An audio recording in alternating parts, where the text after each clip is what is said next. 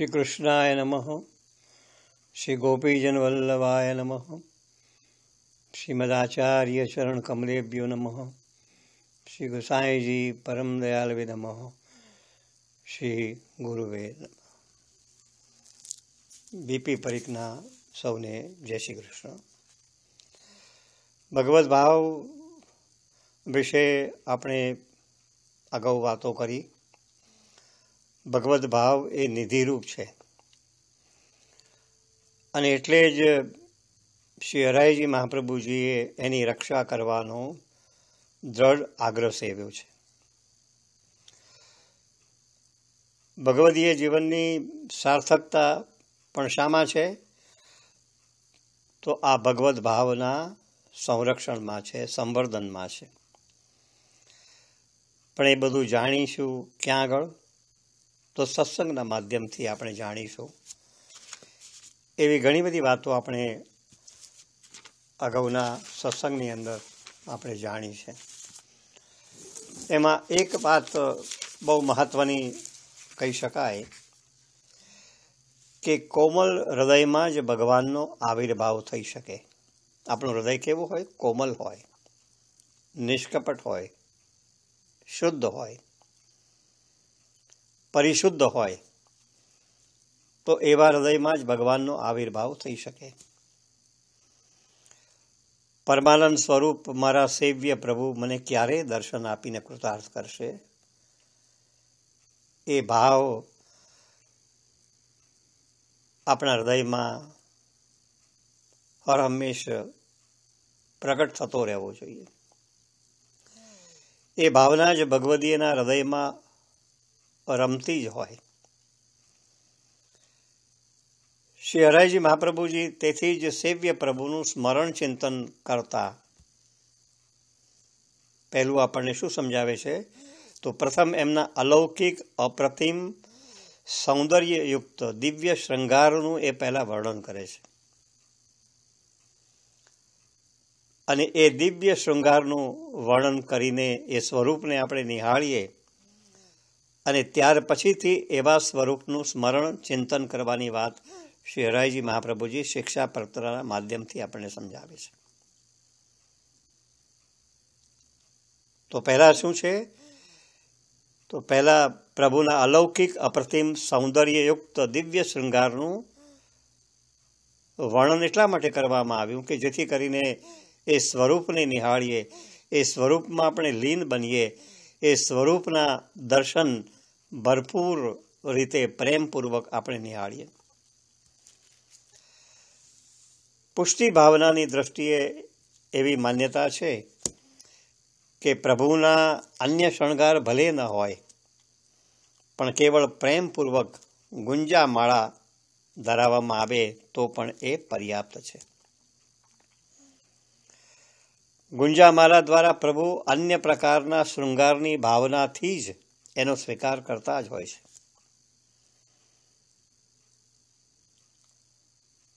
ભલે કદાચ આપણે મૂલ્યવાન શૃંગાર ધરાવ્યા હોય પણ જો ગુંજામાલા ન ધરાવીએ તો એ શૃંગાર શું કહેવાય? અધૂરો કહેવાય।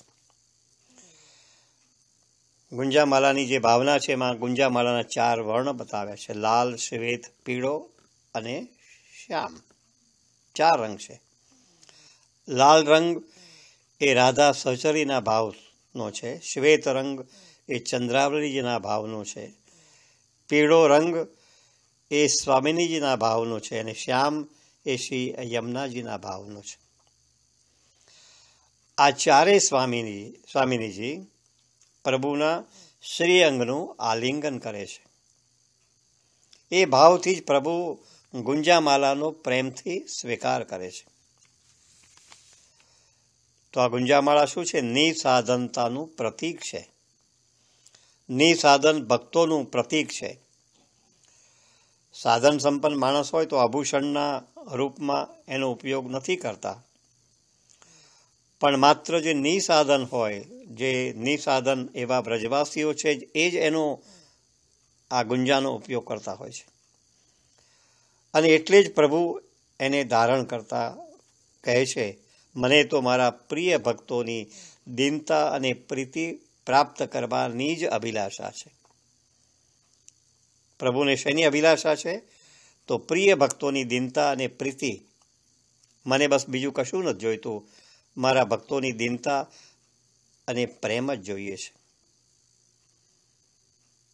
એટલે પ્રભુ દૈન્યથી જ પ્રસન્ન રહે છે.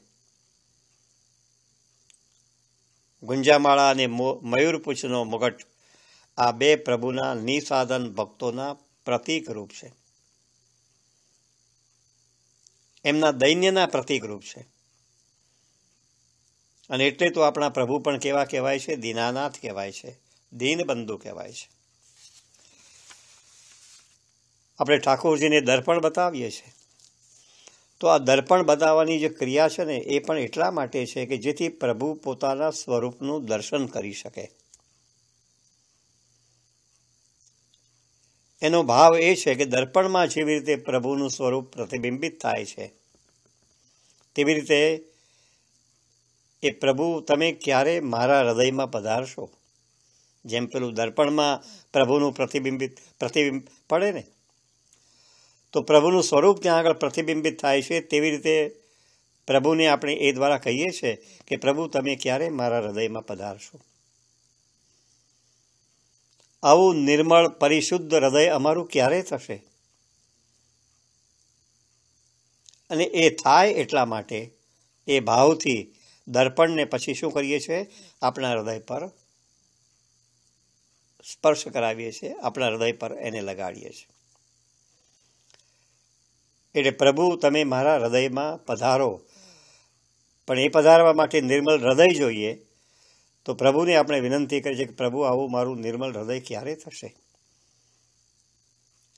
અને એટલે જે દર્પણમાં પ્રભુનું પ્રતિબિંબ પડેલું છે એ ભાવથી દર્પણને પછી આપણે આપણા હૃદય પર લગાવતા હોઈએ છીએ. તો આ પ્રભુના દર્શનની વાત શ્રી હરાયજી મહાપ્રભુજી પહેલાં કરે છે, એમના શૃંગારની વાત કરે છે. અને એ અલૌકિક અપ્રતિમ જે દિવ્ય શૃંગારના દર્શન આપણે કર્યા હોય ત્યારે પ્રભુ પ્રત્યે આપણને અનહદ કહી શકાય એવો પ્રેમ પ્રગટે છે. પ્રભુના દર્શન ન થતા હોય ત્યારે અનબસરમાં શું કરવાનું છે? પ્રભુની લીલાના અપ્રતિમ સૌંદર્યનું આપણે સ્મરણ કરવાનું છે. દર્શન કરતા હોઈએ ત્યારે પ્રભુના દિવ્ય શૃંગારનું વર્ણન જે શ્રી હરાયજી મહાપ્રભુજીએ કર્યું છે, એ અપ્રતિમ સૌંદર્યનું આપણે દર્શન કરીએ.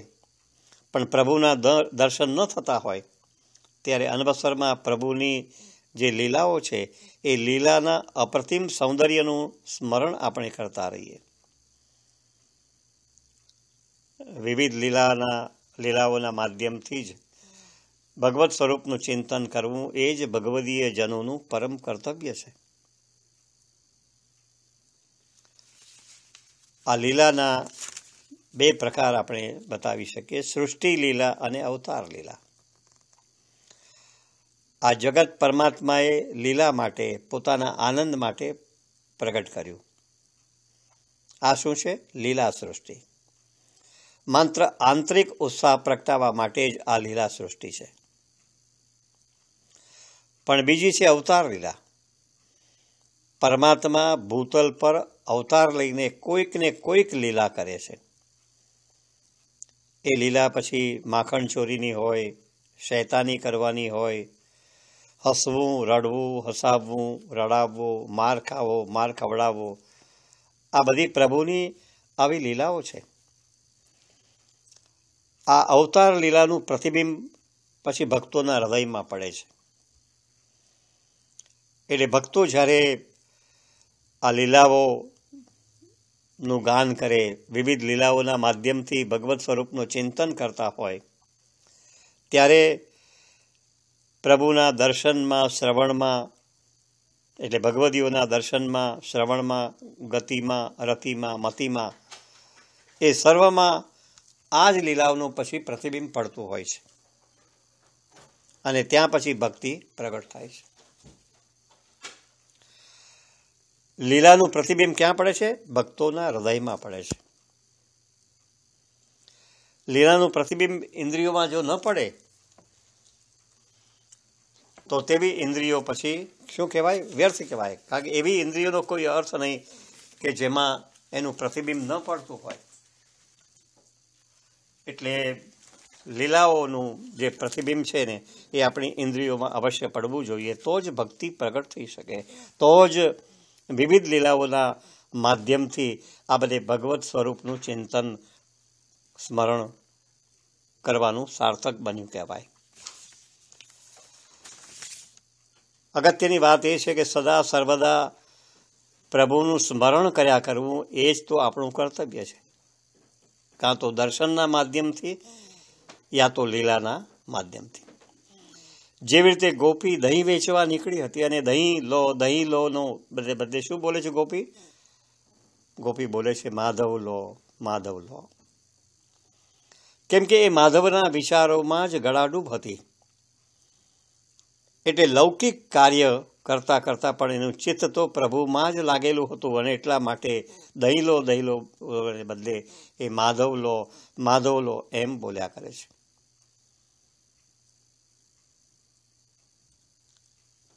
એનું સાર તત્વ એ છે કે આપણું ચિત્ત પણ પ્રભુમાં આ રીતે લાગેલું રહેવું જોઈએ. પ્રભુના દર્શન કરીએ ત્યાર પછી મંદિરમાં બહાર એક બેસવાનો ક્રમ આપણે સ્વીકાર્યો છે. પ્રભુના દર્શન કરીને પછી આપણે ક્યાંક બેસીએ અને પછી પ્રભુએ આજે કેવા શૃંગાર ધર્યા હતા, કયા વસ્ત્ર ધારણ કર્યા હતા, પ્રભુ આજે કેવા અધિક સુંદર લાગતા હતા, એનું ચિંતન સ્મરણ આપણે કરવું જોઈએ. શ્રી મહાપ્રભુજી પણ આપણને આજ વાત કહે છે કે પ્રભુના અલૌકિક દર્શન કરવા જોઈએ ત્યારે એનું એ અલૌકિક દર્શનનું પછી આપણે બેસીને સ્મરણ ચિંતન કરવું જોઈએ.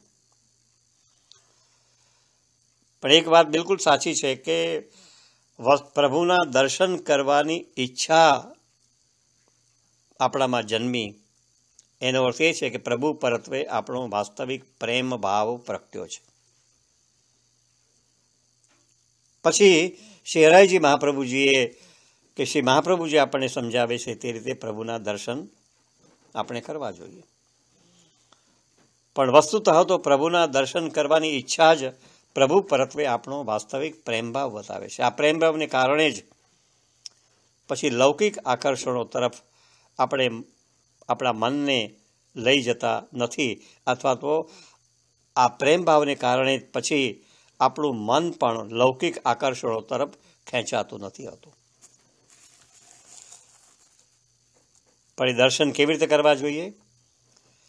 ત્યારે પ્રભુના જ્યારે દર્શન કરીએ ત્યારે એક પળ માટે પણ આપણા નેત્રો ઇધર ઉધર થવા ન જોઈએ. અપલક નેત્રોથી આપણે દર્શન કરવાની ટેવ રાખવી જોઈએ. કુંમનદાસ કહે છે ને, રૂપ દેખત નયના પલક લગે નહીં. એટલે એક પળ માટે પણ આપણા નેત્રો ઇધર ઉધર ન થવા જોઈએ. અપલક નેત્રોથી આપણે પ્રભુના દર્શન કરવા જોઈએ. આપણો ભાવ પણ કુંમનદાસના જેવો જ હોવો જોઈએ અને એ રીતે પ્રભુની સુંદર છબીના દર્શનનો આનંદ આપણે લેવો જોઈએ. અને આવું જો થાય ને તો સમજવું કે આપણી પ્રભુ દર્શન કરવાની ઈચ્છા ઉત્કટ હતી, પ્રભુ દર્શન કરવાની આપણામાં તાલાવેલી હતી. અને આવી ઉત્કટ ઈચ્છા દાખરે આપણને તે સાંસારિક પ્રપંચોમાંથી મુક્ત રાખીને પ્રભુ સાથે જોડી આપે છે. એટલે પ્રભુના દર્શન કરીએ ત્યારે અપલક નેત્રોથી આપણે દર્શન કરવા જોઈએ. આપણા નેત્રો ઇધર ઉધર ન થવા જોઈએ. દર્શન કરતી વખતે ક્યાંય આપણું મન ભટકવું ન જોઈએ. આપણા નેત્રો ક્યાંય ભટકવા ના જોઈએ. માત્ર પ્રભુના દર્શનમાં જ એ ગળાડૂબ હોય એ રીતે રૂપ દેખત નયના પલક લગે નહીં, એ રીતે દર્શન કરવા જોઈએ. આવી આસક્તિ નિરંતર જો થવા પામે તો પછી શ્રી મહાપ્રભુજી કહે છે તેમ એ વ્યસનનું રૂપ ધારણ કરે.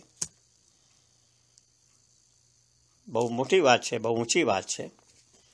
પણ જ્યાં સુધી ટેવ નથી પડતી ત્યાં સુધી આપણે એ ઊંચી વાતો સુધી પહોંચી શકતા નથી. મૂળ સવાલ આપણી ટેવનો છે કે પ્રભુના દર્શન કરીએ ત્યારે એક પળ માટે પણ આપણા નેત્રો ભટકવા ના જોઈએ. મારા પ્રભુજીના સમયમાં એક કૃપાપાત્ર વૈષ્ણવ થઈ ગયા જીએ દાસ. શ્રી મહાપ્રભુજી એને ત્યાં સેવા માટે ઠાકોરજી પધરાવી આપ્યા અને ગુરુની આજ્ઞા અનુસાર, શ્રી મહાપ્રભુજીની આજ્ઞા અનુસાર પછી મંગળાથી રાજભોગ સુધીની સેવા આ જીએ દાસે શરૂ કરી. પણ પછી અનવસરમાં એટલે કે અનવસર કરીને પછી જ્યારે બહાર આવી જાય એ સ્થિતિમાં પછી જીએદાસને પ્રભુના દર્શન ન થાય, બહુ સ્વાભાવિક છે. તો આ સ્થિતિમાં આ જીએદાસને પ્રભુના દર્શન નહીં થવાને કારણે એટલો બધો ઉત્કટ વિરહ થાય છે, એટલી બધી ઉત્કટ આરસી થઈ જાય છે, પરિતાપ થઈ જાય છે, છેવટે એમના પ્રાણ એમાંથી છૂટી જાય છે. આ છે આસક્તિ, જે આખરે ભક્તને વ્યસનની દશામાં લઈ જાય કે જ્યારે પ્રભુ વિના એક ક્ષણ પણ પછી એ રહી શકતો નથી. ગજન દામનનું દ્રષ્ટાંત પણ આપણને ખ્યાલમાં છે કે શ્રી મહાપ્રભુજીની આજ્ઞા અનુસાર બીડાને માટે પાન લેવા માટે મંદિરની બહાર આવે છે. હજુ મંદિરની બહાર જ આવ્યા છે પણ એટલામાં તો નવનત પ્રિયાજીના એમને દર્શન નથી થતા. એટલો બધો વિરહ ગજન ધાવનને થાય છે, તત્કાલ એ મૂર્છિત થઈ જાય છે, નીચે પડી જાય છે. અને બીજી બાજુ નવનીત પ્રિયાજી પ્રભુએ શું કહ્યું છે કે રાજભોગના સમયે આજ્ઞા કરી કે જ્યાં સુધી મારો ગજન ન આવે ત્યાં સુધી હું રાજભોગ નહીં આરોગું. તો નવનત પ્રિયાજીના દર્શન ન થાય અને એની સાથે ગજ્જન ધાવન મૂર્છિત થઈને પડી જાય એ ભગવદીય, કે જે ભગવદીયને પ્રભુના દર્શન માટેનો કેવો તલસાટ હતો એ આપણે જોઈએ છે. પણ બીજી બાજુ નવનીત પ્રિયાજી શું કહે છે કે મારો ગજ્જન ન આવે ત્યાં સુધી રાજભોગ નહીં આરોગું. તો બીજી બાજુ ભગવાનને પણ ભક્તને માટે, એને મળવા માટેનો પણ એટલો જ તલસાટ છે. તો આ જે દ્રષ્ટાંત છે એમાંથી શું જોવા મળે છે કે ભગવદીયને તો પ્રભુના દર્શન માટેનો તલસાટ હોય જ, પણ ભગવાનને પણ ભક્તને માટે એને મળવાનો એટલો જ તલસાટ હોય છે. આવું બને કેવી રીતે? આમાં દર્શન કરવાની ઉત્કટ ઈચ્છા, આતુરતાનો મૂળ આધાર શું? મૂળ આધાર છે પ્રભુ પરત્વે સર્વોધિક પ્રેમ, પ્રભુમાં અપૂર્વ શ્રદ્ધા, પ્રભુમાં અપૂર્વ આસ્થા, પ્રભુમાં અપૂર્વ સ્નેહભાવ, એ એનો મૂળ આધાર છે. તે સિવાય તો આ વસ્તુ શક્ય બની શકે જ નહીં. આ પ્રેમ દર્શન માટે એવી આતુરતા જગાવે છે, મનને એ દિશામાં ત્વરિત વાળે છે, એ બાજુ મનને ખેંચી જાય છે. આ તાલાવેલી આસક્તિ, એનું નામ જ આસક્તિ. અને આવી આસક્તિ જ પછી પુષ્ટિજીવને વ્યસન દશામાં લઈ જાય. આપણે બધા તો શ્રી મહાપ્રભુજીના ચરણોમાં, શ્રી પ્રભુના ચરણોમાં માત્ર એક જ વાત મૂકી શકીએ કે આપણી પર પ્રભુ આવી કૃપા કરે, પ્રભુ દર્શનની આવી તાલાવેલી, આવી આતુરતા આપણામાં પણ જગાવે. એટલે પુષ્ટિ માર્ગની જ્યારે વાતો કરીએ છીએ ત્યારે સત્સંગના માધ્યમથી આવી ઘણી બધી વાતો આપણે વિચારતા હોઈએ છીએ. અને આ વાતોને વારંવાર વાગોળવી એટલા માટે છે કે જેથી કરીને એનું સ્મરણ, મનન, ચિંતન થયા કરે. તો પુષ્ટિ માર્ગમાં આજે આપણે પ્રવેશ્યા છે, પણ પુષ્ટિ માર્ગ પણ આપણા હૃદયમાં પ્રવેશ કરે. આપણો સંકલ્પ બનવો જોઈએ. પુષ્ટિ માર્ગમાં પ્રવેશ કરવો એ તો ખૂબ સરળ વાત છે, કેમ કે આ તો કૃપાનો માર્ગ છે, આ તો અનુગ્રહનો માર્ગ છે. આપણે બ્રહ્મ સંબંધ લીધું છે અને એ રીતે પુષ્ટિ માર્ગમાં પ્રવેશ આપણે કર્યો છે. પણ મૂળભૂત પ્રશ્ન એ છે કે પ્રભુ હજુ આપણા હૃદયમાં પુષ્ટિ માર્ગને પ્રવેશ થવા દીધો છે ખરો? એ આપણે વિચારવું જોઈએ. તો એને માટે શું કરવું જોઈએ કે જેથી કરીને આ પુષ્ટિ માર્ગ આપણા હૃદયમાં પ્રવેશ પામે? બહુ મોટી વાત નથી. અગાઉના સત્સંગમાં આ વાતને વારંવાર દોહરાવવામાં આવી છે. શ્રી મહાપ્રભુજીએ, શ્રી હરાઈજી મહાપ્રભુજીએ આ વાતનું દોહન કરીને આપણી આગળ મૂકેલું છે કે આને માટે નિષ્ઠાપૂર્વક, નિયમપૂર્વક શિક્ષાપત્ર અને 84-252 વૈષ્ણવોની વાર્તાઓ, 16 ગ્રંથોનું પઠન, મનન, ચિંતન કરવું જોઈએ. આટલી નાની સરખી વાત છે, જેથી કરીને પુષ્ટિ માર્ગના સિદ્ધાંતોનું જ્ઞાન આપણને પ્રાપ્ત થાય. શ્રી મહાપ્રભુજીએ તેથી જ સ્પષ્ટ રીતે સમજાવ્યું છે કે શાસ્ત્રોને ઠીક ઢંગથી સમજવા જોઈએ અને તે રીતે સમજીને પછી મન, વાણી, દેહથી શ્રી કૃષ્ણની સેવા અને સ્મરણ આપણે કરવા જોઈએ. તો જ પુષ્ટિ માર્ગમાં વાસ્તવમાં આપણો પ્રવેશ શક્ય બની શકે. શું કરવાનું છે? નિષ્ઠાપૂર્વક, નિયમપૂર્વક શિક્ષાપત્રનું મનન ચિંતન, 84-252 વૈષ્ણવોની વાર્તાઓનું મનન ચિંતન, 16 ગ્રંથોનું પઠન અને મનન ચિંતન. કેમ કે શાસ્ત્રોને ઠીક ઢંગથી જો સમજવા હોય તો આ બધી વાતો આપણે સ્વીકારવી જ પડશે. તો જ સમ્યક રીતે પુષ્ટિ માર્ગમાં આપણો પ્રવેશ વાસ્તવમાં શક્ય બની શકે. તો જ પુષ્ટિ માર્ગનો આનંદ પણ આપણે લઈ શકીએ. અલબત્ત અહીં એ પણ ખ્યાલમાં રાખવાની વાત છે કે કેવળ શાસ્ત્રોનું મનન ચિંતન કર્યા કરીએ પણ પ્રભુની સેવા સ્મરણ ન કરીએ તો પણ પુષ્ટિ માર્ગ આપણા હૃદયમાં પ્રવેશ નહીં કરી શકે. કેવળ શાસ્ત્રોનું મનન ચિંતન એકલું નહીં, કેમ કે કેવળ શાસ્ત્રોનું એકલું મનન ચિંતન કર્યા કરીશું પણ પ્રભુની જો સેવા ન કરીએ તો પુષ્ટિ માર્ગ આપણા હૃદયમાં પ્રવેશ નહીં કરી શકે. એ પણ એટલું જ સાચું છે કે આપણે સેવા સ્મરણ જ સેવા કર્યા કરીએ પણ પુષ્ટિ માર્ગના સિદ્ધાંતોને સમજવાની કાળજી ન લઈએ તો પણ પુષ્ટિ માર્ગ આપણા હૃદયમાં દ્રઢ નહીં બની શકે. અને એટલે જ શ્રી મહાપ્રભુજી કહે છે કે જે મૂળભૂત સિદ્ધાંતોને આધારે પુષ્ટિ માર્ગીય સેવા પ્રણાલી ઘડવામાં આવી છે એ સિદ્ધાંતિક આધારને પહેલાં સમજવો પડશે. કેમ કે પુષ્ટિ માર્ગીય સિદ્ધાંતોને આધારે શ્રી મહાપ્રભુજીએ સેવા પ્રણાલી ઘડી આપી આપણને. એટલે સિદ્ધાંતિક આધારને સમજ્યા વિના જો સેવા કરીશું તો શક્ય છે કે આપણે સેવામાં જે પ્રકારનો ભાવ દર્શાવવો જરૂરી હતો એ પ્રકારનો ભાવ બતાવી શકીશું નહીં. પછી તો કદાચ એવું પણ વિચાર આવી જશે કે સેવા કરું તેથી મારો ધંધો વેપાર વધારે ચાલે, મારી દીકરીના વિવાહ નક્કી થાય, મને આમ મળે, મને આમ થાય.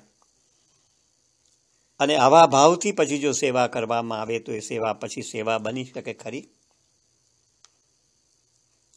અને એટલે જ શાસ્ત્રોને સારી રીતે સમજીને જ આપણે ભગવત સેવા પરાયણ બનીએ એ શ્રી મહાપ્રભુજીનો આગ્રહ છે. શાસ્ત્રમ અવગત્ય, શાસ્ત્રોને બરાબર જાણીને સમજીને એ સિદ્ધાંતિક આધારને સમજીને પછી આપણે જો સેવા કરવાનો આગ્રહ સેવીશું તો ચોક્કસ એ પુષ્ટિ માર્ગ આપણામાં પ્રવેશ કરશે. પણ આ બેલેન્સ આપણે રાખી શકતા નથી. ક્યારેક ત્યાં જ સમસ્યાઓ પેદા થાય છે.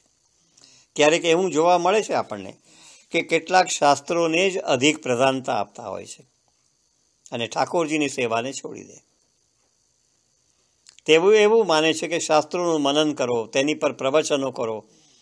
આવું કરતાં કરતાં કદાચ સેવા છૂટી જાય તો એનો વાંધો નહીં. પૂજ્ય પ્રથમેશજી મહારાજ એટલા માટે આ સંદર્ભમાં વાત મૂકે છે કે આ તો એવી વાત થઈ કે ડૉક્ટર દ્વારા રોગનું નિદાન આપણે કરાવતા રહીએ, પરંતુ તે માટેની દવા પછી આપણે લેતા નથી. તો શું આપણો રોગ મટી શકે ખરો? એટલે શાસ્ત્રોને અધિક પ્રધાનતા આપીને આપણે સેવાને છોડી દઈએ તો શું થાય કે આપણે રોગનું નિદાન તો કરાવ્યું ડૉક્ટર પાસે, પણ તે માટેની દવા શું? તો શાસ્ત્રોનું સિદ્ધાંતિક જે શાસ્ત્રો છે એને સમજ્યા પછી ઠાકોરજીની સેવા કરવી એ દવા છે. પણ અહીંયા શું બને છે, જ્યારે શાસ્ત્રોને જ આપણે અધિક પ્રધાનતા આપીએ છીએ ત્યારે ડૉક્ટર દ્વારા રોગનું નિદાન આપણે કરાવતા રહીએ છીએ, પણ તે માટેની પછી દવા કોઈ લેતા નથી. આ સંજોગોમાં આપણો રોગ મટી શકે ખરો? શ્રી મહાપ્રભુજીની દ્રષ્ટિ કેટલી બધી ઊંડાણપૂર્વકની છે, સમજણપૂર્વકની છે, એ અહીંયા સમજી શકાય છે. કૃષ્ણાશ્રય ગ્રંથ લઈએ દાખલા તરીકે, તો કૃષ્ણાશ્રય ગ્રંથમાં શ્રી મહાપ્રભુજીએ આપણા રોગનું માત્ર નિદાન જ નથી કર્યું, પણ તેની સાથે એની ચિકિત્સા પણ આપણને બતાવી દીધી છે. બંને વસ્તુઓ સાથે સાથે આપણને બતાવી દીધી છે કૃષ્ણાશ્રય ગ્રંથની અંદર. એ જો બરાબર આપણે અભ્યાસ કર્યો હોય તો આપણને ખ્યાલ આવશે. સર્વ માર્ગેષુ નષ્ટેષુ કલૌ ચ ખલધર્મિણી પાખંડ પ્રચુરે લોકે કૃષ્ણ એવ ગતિર્મમ. બધા માર્ગો નષ્ટ થયા છે, સર્વત્ર પાખંડ વર્તાય છે, દેશમાં સર્વત્ર મ્લેચ્છનું સામ્રાજ્ય ફેલાયું છે. આ બધું શું છે? ગંગાદિ તીર્થ વર્યેશું દુષ્ટૈરેવા વૃતેષ્વિહ તિરોહિતાર્થ દેવેશું. આ બધું શું છે? તો આ બધા રોગના લક્ષણો છે. તો શ્રી મહાપ્રભુજીએ અહીંયા નિદાન બહુ ચોક્કસ રીતે કરી દીધું છે કૃષ્ણાશ્રય ગ્રંથની અંદર. પણ નિદાન કરીને માત્ર શ્રી મહાપ્રભુજી અટકી નથી ગયા. શ્રી મહાપ્રભુજીએ નિદાન કર્યા પછી ચિકિત્સામાં શું બતાવ્યું? સ્પષ્ટ બતાવ્યું, કૃષ્ણ એવ ગતિર્મમ. એનું ધૈર્યપૂર્વક ઉચ્ચારણ કર્યા કરવું, એ વાત પણ સાથે સાથે ચિકિત્સામાં બતાવી દીધી છે. એટલે નિદાન થયા પછી ચિકિત્સાનો સહારો ચોક્કસ મળવો જ જોઈએ. કેવળ શાસ્ત્રોનો જ સ્વાધ્યાય કરીને એના સિદ્ધાંતોની માત્ર ચર્ચા કરવાથી કશું વળી શકે નહીં. એટલે શાસ્ત્રોનો સ્વાધ્યાય કરીએ, એના સિદ્ધાંતોની ચર્ચા કરીએ, પણ ત્યાર પછી એની ટ્રીટમેન્ટ પણ બતાવવી પડે ને. એટલે અડધી પડધી વાત આપણે જો સ્વીકારીને ચાલીએ તો એમાંથી કશું પણ પ્રાપ્ત થઈ શકે નહીં. તો મહાપ્રભુજી આપણને એક સમગ્ર દ્રષ્ટિ, એક સમ્યક દ્રષ્ટિ આપણને આપે છે કે રોગનું નિદાન પણ કરીએ, સિદ્ધાંતિક રીતે શાસ્ત્રોનો અભ્યાસ પણ કરીએ, અને ચિકિત્સામાં આપણે શ્રી પ્રભુની સેવા કરીએ. તો આ ગ્રંથોનું અધ્યયન જેમ જેમ આપણે કરતા જઈશું તેમ તેમ આપણા માનસિક જે સંસ્કારો છે ને એ પણ વૃદ્ધિ પામશે. આપણા સંસ્કારો પણ ધીમે ધીમે વધારે ને વધારે દ્રઢ થતા જશે. આપણા ગ્રંથો જે છે શ્રી મહાપ્રભુજીએ જે આપણને દર્શાવ્યા છે એનું મનન કરવાથી આપણા કાન પણ એમાં પછી ટેવાઈ ગયા હશે. અને કાન એવા બધા ટેવાઈ ગયા છે કે અન્ય કોઈ વાતો કરતા હોય, પોતાની વાતો આકર્ષક રીતે આપણી આગળ મૂકવાનો પ્રયત્ન કરતા હોય, પણ એ જો મહાપ્રભુજીના સિદ્ધાંતોથી વિરુદ્ધ વાતો કરતા હશે તો એનો આપણને તરત ખ્યાલ આવી જશે. કેમ કે આપણે ગ્રંથોનું પઠન કર્યું છે, મનન ચિંતન કર્યું છે. એટલે આકર્ષક થતી આવી જે વાતો છે એ આકર્ષક એવી વાતોથી પછી આપણે લોભાઈશું નહીં. જો મહાપ્રભુજીના સિદ્ધાંતોથી વિરુદ્ધ વાતો હશે તો તેનો આપણને તરત ખ્યાલ આવી જશે. કેમ કે ગ્રંથોનું મનન ચિંતન આપણે કર્યું છે. અને એટલે જ પ્રતિદિન આગ્રહ જે રાખીએ છીએ આપણે તે કે આપણે શિક્ષાપત્રનું મનન ચિંતન કરીએ. 84-252 વૈષ્ણવી વાર્તામાંથી એકાદ વાર્તા સમજીએ. આ શિક્ષાપત્ર એ આપણા સંપ્રદાયનો કોડ ઓફ કન્ડક્ટ છે. આપણા સંપ્રદાયની એ આચાર સંહિતા છે. એ શિક્ષાપત્રના માધ્યમથી આપણને આપણા કર્તવ્યનું, આપણી ભાવનાઓનું આપણને જ્ઞાન મળી શકે. આજના યુગમાં શિક્ષાપત્રને જીવનમાં ઉતારવાની સર્વાધિક આવશ્યકતા છે. એ જો શિક્ષાપત્રનું મનન ચિંતન કરીશું તો આપણને ચોક્કસ એનો ખ્યાલ આવી જશે. અને પછી આપણી સેવા એ કર્મકાંડ નહીં બને, કેમ કે શિક્ષાપત્રનું આપણે અધ્યયન કરેલું છે અને એ સિદ્ધાંતિક આધારને સમજીને પછી આપણે સેવા કરવા માટે બેસીશું તો એ સેવા પછી કર્મકાંડ નહીં બને. એ બનતી અટકે એટલા માટે જ આ બધી બાબતો ખૂબ જરૂરી છે, જેથી સેવામાં એક પુષ્ટિ સૌરભ પ્રગટે. સેવામાં એક પુષ્ટિની સૌરભ છે, એની સુગંધ એ પણ પ્રગટે. અને આ થશે ને તો એ સેવામાં તમને તો આનંદ આવશે જ, પણ એ સેવામાં પ્રભુને પણ એટલો આનંદ આવશે. પણ આ જો નહીં થાય તો સેવામાં પ્રભુને આનંદ નહીં આવે, એ સેવામાં આપણને પણ પ્રસન્નતા નહીં અનુભવાય. આપણે ગળામાં શ્રી મહાપ્રભુજીની કંઠી બાંધી છે, તો આપણે શ્રી મહાપ્રભુજીના સિદ્ધાંતોને સ્વીકારીએ. શ્રી મહાપ્રભુજીના સિદ્ધાંતોમાં આપણી આસ્થા કેળવીએ, એમના વચનોમાં નિષ્ઠા કેળવીએ. શ્રી મહાપ્રભુજીના વચનો અનુસાર જીવન જીવવાની જીવન પ્રણાલી પણ આપણે અપનાવીએ. શ્રી હરાઈજી મહાપ્રભુજી શિક્ષાપત્રમાં એટલા માટે એક બહુ સરસ વાત કહે છે કે આપણી જે સેવા છે ને એનું બહુ જ મહત્વ છે, પણ સેવામાં સાવધાની પણ એટલી જ રાખવી પડશે. આ વાત સમજાવવાને માટે શ્રી મહાપ્રભુજી આપણને બતાવે છે કે આપણા શરીરમાં જે મર્મસ્થાન છે, જે કોમળ ભાગો છે, એ મર્મસ્થાન છે, ત્યાંના રક્ષણને માટે હાડકાનું મજબૂત કવચ આપણને પ્રભુએ આપ્યું છે. આપણા શરીરમાં જે કોમળ ભાગ છે ને ત્યાં રક્ષણને માટે હાડકાનું મજબૂત કવચ આપણને આપ્યું છે. જેમ કે હૃદય પર પાંસળીઓનું મજબૂત કવચ, પણ જ્યાં મર્મસ્થાન નથી ત્યાં એવું કવચ નથી આપ્યું. તો આપણું હૃદય, આપણું મસ્તિષ્ક એ મર્મસ્થાન છે અને એના જેવી જ આપણી સેવા છે. અને એટલે જ એના અત્યધિક રક્ષણની પણ એટલી જ આવશ્યકતા છે. એટલે પ્રારંભમાં કહ્યું ને કે આપણે પુષ્ટિ માર્ગમાં પ્રવેશ તો કરી દીધો. એ તો પહેલું ચરણ થઈ ગયું કે પુષ્ટિ માર્ગમાં આપણે પ્રવેશ કર્યો છે. પણ બીજું મહત્વનું જે ચરણ છે એ છે કે પુષ્ટિ માર્ગ આપણામાં પણ પ્રવેશ કરે, પુષ્ટિ માર્ગ આપણા હૃદયમાં પણ ઉતરે. આપણી ગતિ, મતિ અને રતિ પણ પુષ્ટિ માર્ગ, રતિમાં પણ પુષ્ટિ માર્ગ પ્રવેશે.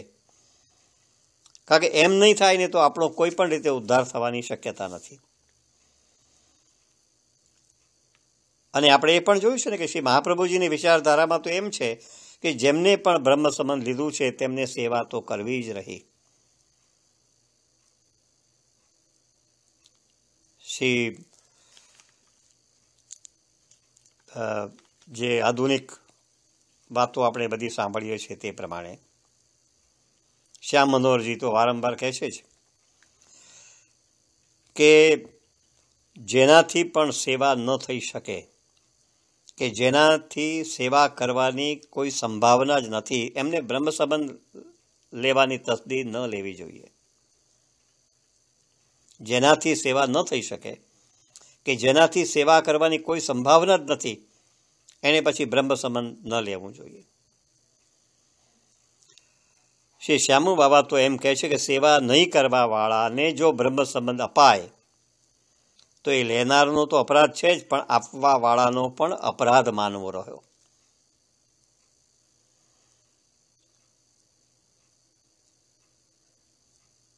એટલે આપણું કર્તવ્ય છે કે આપણે ઠાકોરજીની સેવા કરીએ, મહાપ્રભુજીના સિદ્ધાંતોને સમજીને ઠાકોરજીની સેવા કરીએ. પણ સેવા તો અવશ્ય કરીએ જ. આપણે અગાઉના સત્સંગની અંદર પણ આપણે આ બધી વાતો બહુ ભારપૂર્વક સમજવાની કોશિશ કરી છે. શ્યામુ બાબાએ આને બહુ સરસ રીતે સમજાવવાની કોશિશ કરી છે કે આપણે હોસ્પિટલમાં દાખલ થઈએ પણ પછી દવા લેવાની આનાકાની કરીએ તો આપણી આજુબાજુ જે બીમાર પડેલા છે એમને આપણે કેટલું બધું નુકસાન પહોંચાડીશું. દવા લેવાની ઈચ્છા હોય તો જ હોસ્પિટલમાં આપણે દાખલ થવું જોઈએ, નહીં તો દાખલ ન થવું જોઈએ. આપણે સ્વસ્થ બનવું છે અને સ્વસ્થ બનવું હોય એટલા માટે આપણે હોસ્પિટલમાં દાખલ થઈએ છીએ, તો હોસ્પિટલમાં જે દવાઓ આપે તે આપણે અવશ્ય લેવી જોઈએ. તો બ્રહ્મસમન લીધું છે તો આપણે ઠાકોરજીની સેવા કરીએ જ કરીએ. સેવા નથી કરવી અથવા ન થઈ શકે એવા સંજોગો હોય તો આપણે બ્રહ્મસમન ન લઈએ એવો આગ્રહ, એવો દ્રઢ આગ્રહ શ્રી શ્યામુ બાબા રોજે છે. આપણી મૂળ વાત તો હતી શ્રી મહાપ્રભુજીના સિદ્ધાંતોને આધારે સમજણપૂર્વક આપણે સેવા કરીએ. સેવા કરીએ પણ શાસ્ત્રોની સમજણ ન હોય તો એ સેવા પણ સાર્થક ન બની શકે. માત્ર શાસ્ત્રોનું જ મનન ચિંતન કરીએ અને સેવા છોડી દઈએ તો એ પણ રસ્તો બરાબર નથી. પુષ્ટિ માર્ગમાં આપણે પ્રવેશ કર્યો છે, પણ એ પુષ્ટિ માર્ગ આપણામાં પ્રવેશ કરે એટલા માટે શું જરૂરી છે? તો સિદ્ધાંતોને સમજીને આપણે ઠાકોરજીની સેવા કરવામાં આપણે જોડાઈએ. અને આ બધું જો થશે ને તો પછી જ્યાં ભીડ એકત્રિત થાય છે ને ત્યાં પહોંચી જવાની ક્યારેય વૃત્તિ નહીં જન્મે. ઘણી વખત આજે જે પ્રકારની પરિસ્થિતિ પેદા થઈ છે કે જ્યાં મોટી લાઈન લાગેલી હોય ત્યાં આપણે એ લાઈનમાં ઊભા રહીએ છીએ, પણ એ જાણતા નથી કે આ લાઈન શાને માટે છે. આ આપણી વર્તમાન સ્થિતિ છે કે જ્યાં ભીડને આધારે આપણે નિર્ણય કરીએ છીએ અને ભીડને આધારે લાઈનમાં આપણે ઊભા રહીએ છીએ. એનું કારણ શું છે કે પુષ્ટિ સિદ્ધાંતોને વિશેનો આપણો દ્રઢ આગ્રહ નથી હોતો, એટલા માટે આવી સ્થિતિ પેદા થાય છે. અને એટલે જ પૂજ્ય પ્રથમેશજી મહારાજશ્રી આપણને શું સમજાવે છે કે પુષ્ટિ માર્ગમાં આપણે પ્રવેશ કર્યો છે, પણ પુષ્ટિ માર્ગમાં આપણે પ્રવેશ કર્યો છે કે નહીં, પુષ્ટિ માર્ગ આપણા હૃદયમાં ઉતર્યો છે કે નહીં, એ આપણે વિચારવું જોઈએ. અને એટલા જ માટે શિક્ષાપત્ર જેવા ગ્રંથોનો નિયમિત સ્વાધ્યાય કરવો.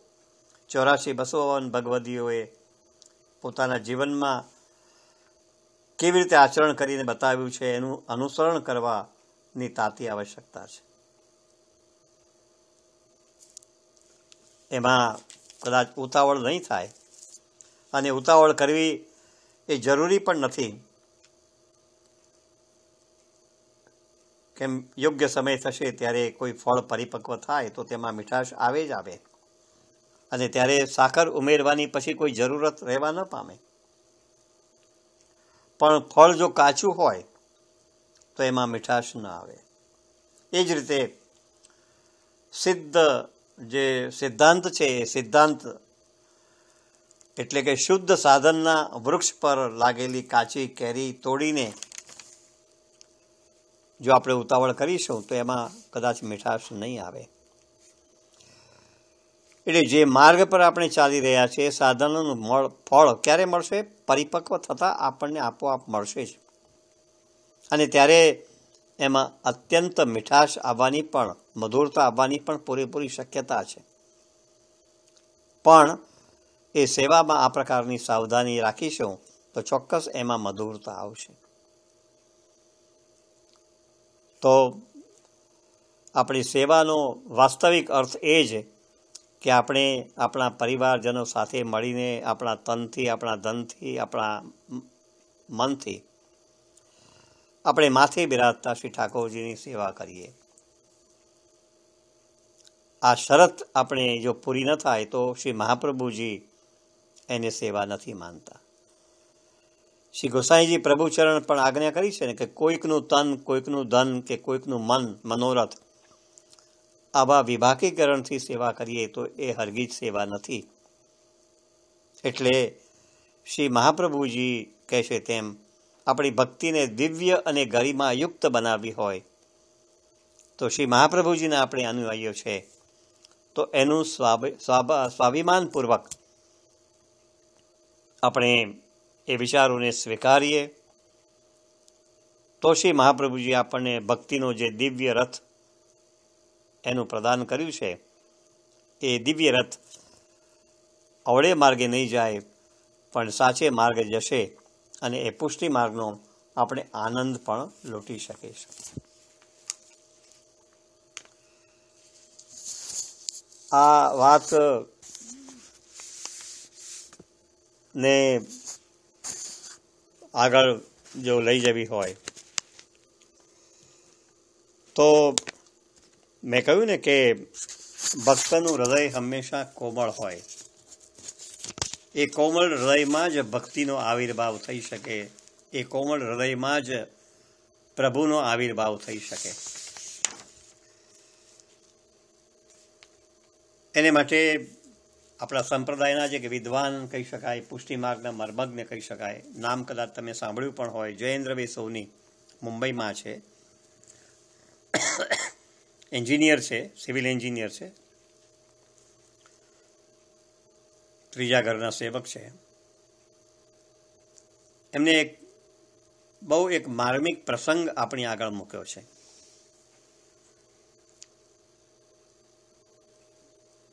એ અંતિમ फेरा है, आना हो चलना हो तो चलो. એ અંતિમ ફેરા है, चलना हो तो चलो.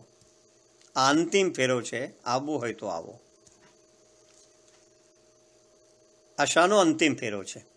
આમ વિધાન તો બહુ સાદું સીધું છે, છતાં એ ગંભીર વાતને આપણે આપણી આગળ મૂકવાનો પ્રયત્ન કરે છે. એને માટે એક પ્રસંગ ટાંકે છે કે કલકત્તામાં હાવડાનો પુલ થયો નહોતો ત્યારની એ વાત છે. એટલે નદી પાર કરવાને માટે નાવનો ઉપયોગ થતો. નદી પાર કરતા અડીને એક સુંદર ત્યાં આગળ બગીચો હતો, ત્યાં લોકો ફરવા માટે જતા. એક દિવસ એક બંગાળી બાબુ નાવમાં બેસીને નદી પાર કરીને પછી પેલા બગીચામાં આવ્યા. આ રીતે બધા જ જે ફરવા માટે આવતા એ દૈનિક ક્રમમાં રોજે ને રોજ આ જ રીતે કરે. સાંજ પડે પાછા નાવમાં બેસીને પાછા સામે પાર જતા રહે. પણ એક દિવસ બન્યું એવું કે બંગાળી બાબુ વિચારોમાં એવા ખોવાઈ ગયા હતા. રાત પડવા આવી પણ એમને ભાન ન રહ્યું.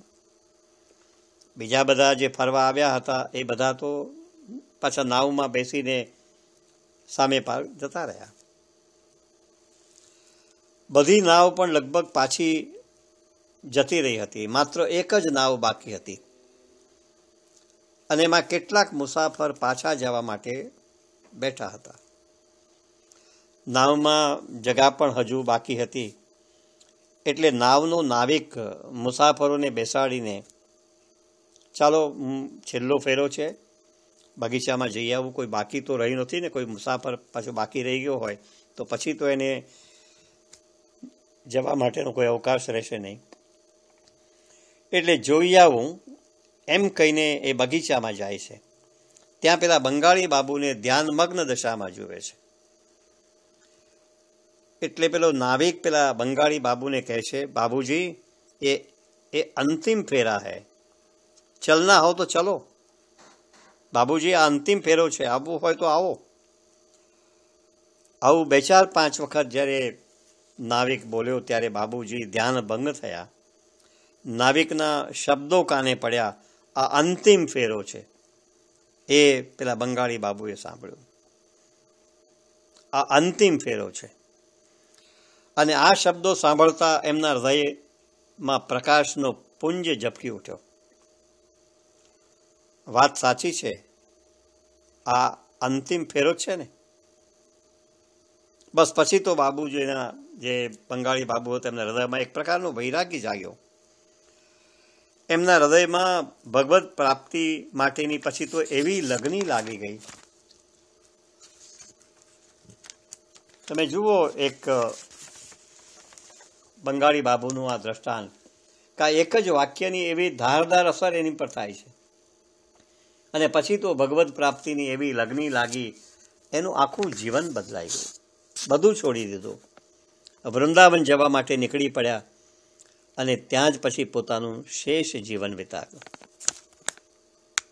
રસખાનનો પણ આ અનુભવ આપણે જોયો છે ને, કે ભગવદીઓના સંઘમાં જે સત્સંગ થતો હતો, અને એકમાત્ર વાક્ય કે આ લૌકિક આસક્તિમાં આટલો રચ્યો રહે છે, એને બદલે ભગવદ આસક્તિ તરફ તારું મન જો વળે તો, અને એવા ચોટદાર જે શબ્દો છે એ રસખાનને લાગે છે, અને પછી તો એ શ્રીજી બાવાની શોધવા નીકળી પડે છે.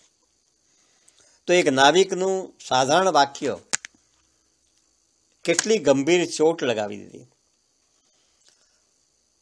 આમ જોવા જઈએ તો નાવિક તો આ પહેલા કેટલી વાર આવું વાક્ય, એ અંતિમ ફેરા હે ચલના હો તો ચલો, છેલ્લા યાત્રિકને લેવા માટે કેટલી વાર એ બોલ્યો છે.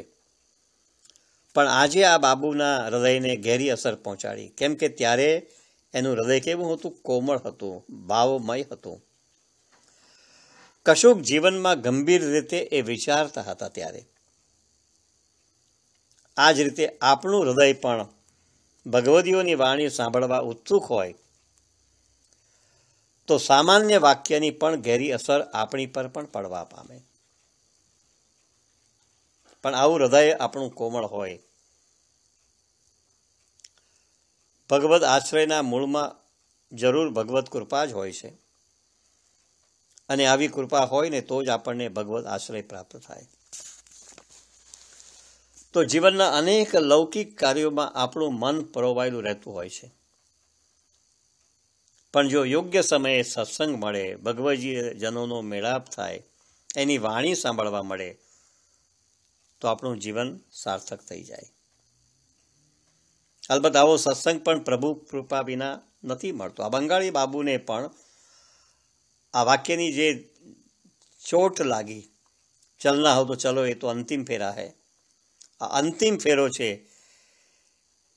એની જે ચોટ લાગી એનું કારણ પણ પ્રભુની કૃપા એની પર. એટલે ભગવદ કૃપા ક્યારે થઈ? તો ભગવદ કૃપા થઈ એમ આપણે ક્યારે માની શકીએ?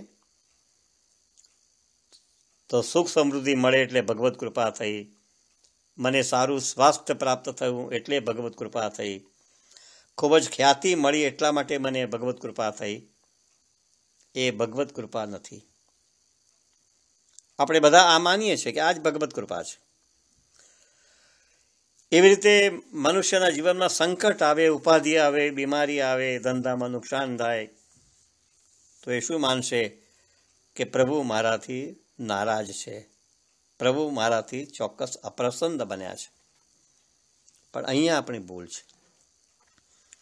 સુખ સમૃદ્ધિ મળી એટલે ભગવદ કૃપા માનીએ, અને ઉપાધિ આવી તો પ્રભુ મારી પર નારાજ થાય એમ આપણે માનીએ. ભગવાનની કૃપાનું લક્ષણ ભૌતિક સુખ સગવડ, અને ભગવદ અકૃપાનું લક્ષણ ભૌતિક સંકટો, એવું તારતમ્ય આપણે અપનાવી લીધું છે, પણ એ સદંતર ખોટું છે. ભગવાનની કૃપા તો સંપન્નતામાં પણ થઈ શકે, અને વિપત્તામાં પણ એનો અનુભવ થાય. સંપત્તિ આવે ત્યારે પણ એનો અનુભવ થાય, અને વિપત્તિમાં પણ એનો અનુભવ થાય. તો ભગવદ કૃપાનું સાચું લક્ષણ કયું? તો ભગવદ કૃપાનું સાચું લક્ષણ એ સત્સંગની પ્રાપ્તિ થવી, એ ભગવદ કૃપાનું સર્વોચ્ચ લક્ષણ છે. કેમ કે વ્યક્તિની પોતાની ઈચ્છાથી કે પોતાના પ્રયત્નથી એને સત્સંગ કદી પણ પ્રાપ્ત થતો નથી. પ્રભુ જ્યારે કૃપા કરે ત્યારે જ ભગવદીઓનો સંગ થાય, અને ભગવદીઓના સંગ થતી જ આપણે આ ભવસાગરને તરી શકીએ છીએ. સત્સંગ થકી જ આપણામાં ભગવાન પરત્વેનો ભાવ ઉત્પન્ન થાય. જ્ઞાન તો પુસ્તકોથી પણ મળે, પણ ભગવદીઓ દ્વારા જે જ્ઞાન પ્રાપ્ત થાય એ હંમેશા પ્રભાવક હોય છે. કેમ કે ભગવદીઓનું હૃદય કેવું હોય છે? કોમળ હોય છે. અને એ કોમળ હૃદયમાંથી નીકળેલા જે શબ્દો છે ને એ પણ આપણી માટે ચોટદાર બનતા છે. અલબત્ત એની આપણી પર ત્યારે જ અસર થાય. ભગવદીઓનું હૃદય તો કોમળ છે, પણ એની અસર આપણી પર ત્યારે જ થાય કે જ્યારે આપણું હૃદય પણ એવું જ કોમળ હોય. આપણું હૃદય જો કઠોર હોય ને તો આપણા હિતની, આપણા કલ્યાણની વાત આપણા હૃદયને ક્યારે પણ સ્પર્શી શકશે નહીં. પણ આવા ભગવદીઓ મળે ક્યાંથી? શ્રી હરાયજી મહાપ્રભુજી ખુદ શિક્ષાપત્રમાં કહે છે કે હું ભાગ્યહીન છું કે મને ભગવદીઓનો સંગ નથી મળતો.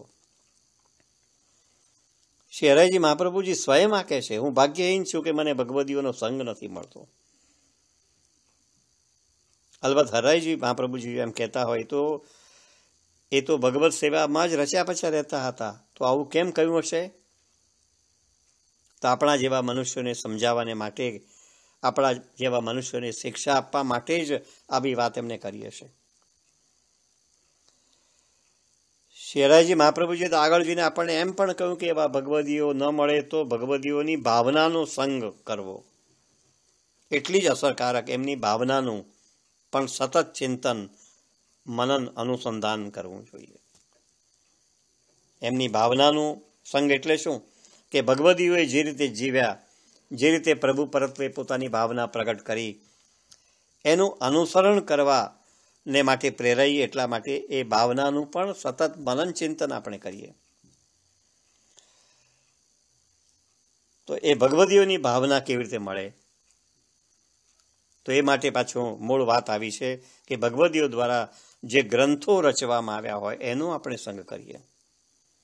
આ ગ્રંથો એમને પોતાની વાહવા કરવા માટે નથી રચ્યા.